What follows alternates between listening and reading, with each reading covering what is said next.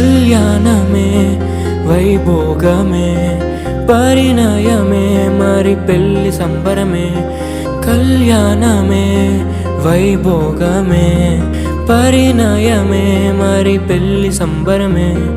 అందాల వరుడు పరిశుద్ధుడు చక్కని వధువు కన్యాకు.